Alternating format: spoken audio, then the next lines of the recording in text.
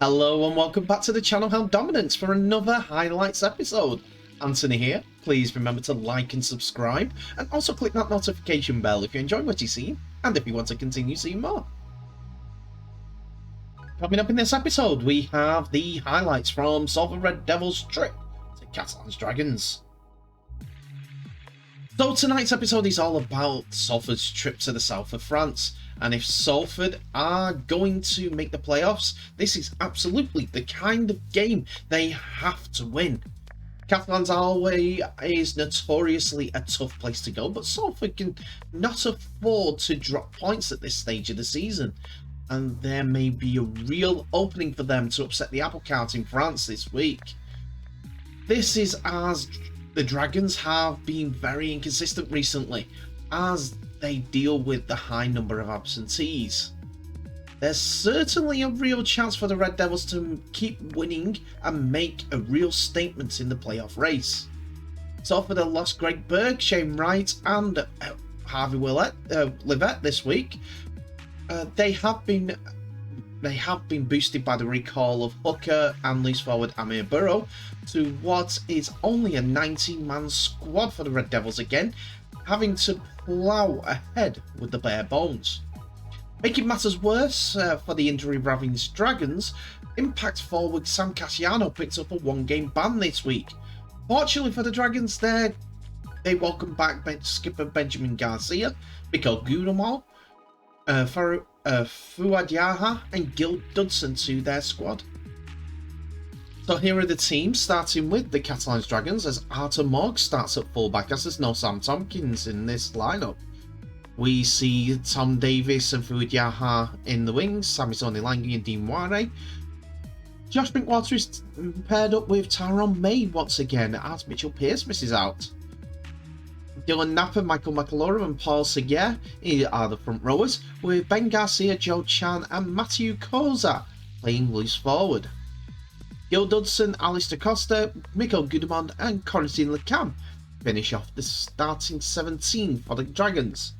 As for Salford, it's a team that you can more or less write on the back of your hand and keep and tattoo it, as it won't change that much.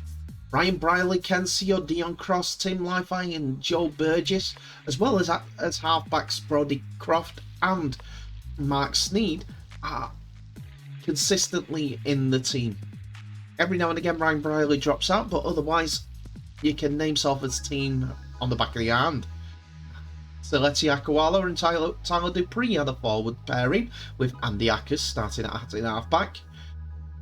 Elijah Taylor and Callum Watkins are in at the second row, while Alex Gerrard is loose forward today. On the bench, Ryan Lannon, Chris Adkin, the unfortunate to be dropped Jack Almonroyd and Sam Luckley complete the Salford team. It was Catalans that had the first attempt at scoring, as Tom Davis went in for the opening try of the game, which wasn't converted by Scott Drinkwater, so it was Catalans that were in the lead 4-0. But Salford started to put on the pressure and forced two dropouts from the Catalans Dragons. Mark Sneed became evasive for Salford and he went over for the Red Devils' first try. A great individual effort. Then Salford's attack came to a fore as Brody Croft broke through a poor defence behind the ruck for the Catalans for him to score Salford's second try under the post. Salford were as 12 points to 4 up and Ryan Briley made the escape of the Catalans line. And the poorest defence saw Callum Watkins in support scoring Salford's third try of the game. Catalans though did try their best to get back in it and forced a dropout. Tyrone May's handling found eventually Tom Davis after Dean Wire's attempt at a try. Gil Dudson thought he was over, but he looked like that he knocked on. Salford, though, in the second half, leading 18 points to 8, made it 24 points to 8 with a kick to come after Callum Watkins went through this easily the Catalans' defence. It was The kick was missed, but Tim Lifeye's offload found Ken Seo on the opposite wing, who went over for 28 points to 8 for Salford. Catalans were on the attack and Tim Lifeye intercepted a Catalans attack. But after being laid on a few times, it was Samisoni Langi who went off for 10 minutes for slowing down the ruck.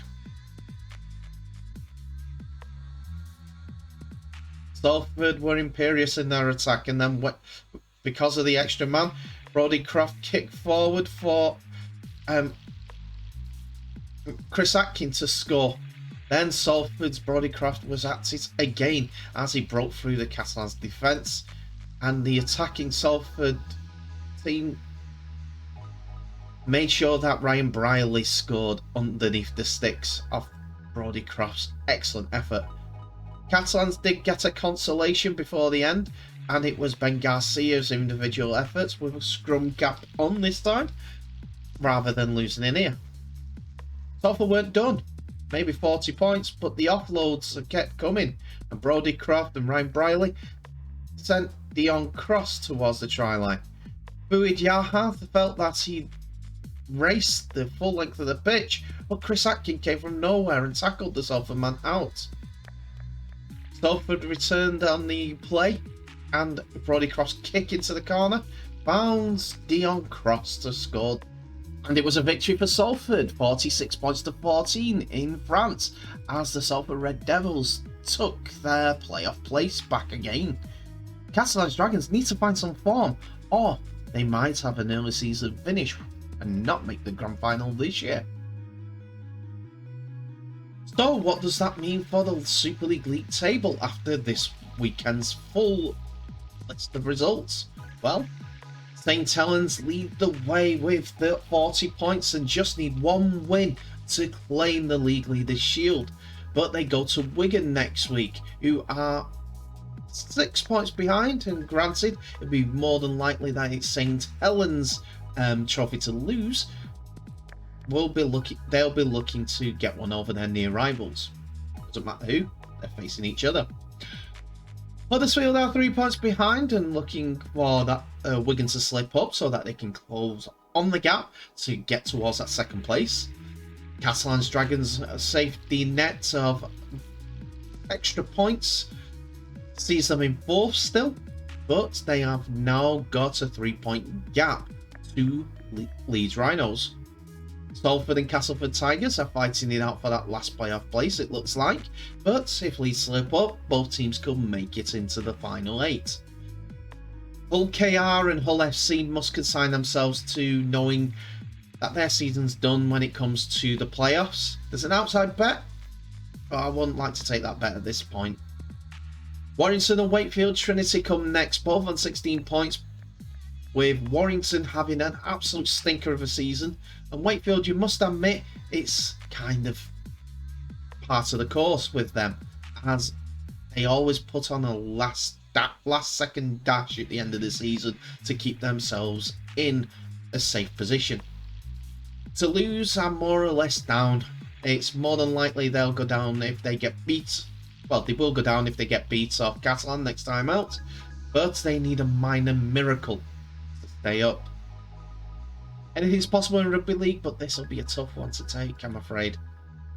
Expansion, expansion, expansion. That's all about me.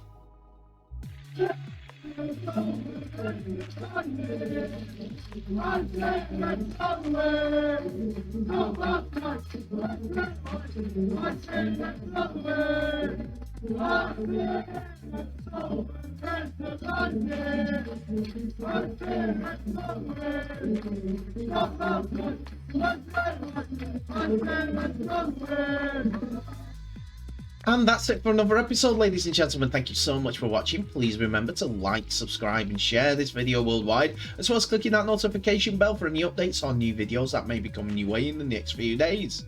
Tell me what your thoughts are of this episode in the comment section below, and how well Salford did in the game. They trounced Catalan, and they look a force going into the playoffs, like Leeds Rhinos, to be fair. Tell me who your who's going to win the playoffs in the comment section as well. Open for business. Just remember to please be respectful. Anyway, thank you so much for watching. Please remember to share this video worldwide.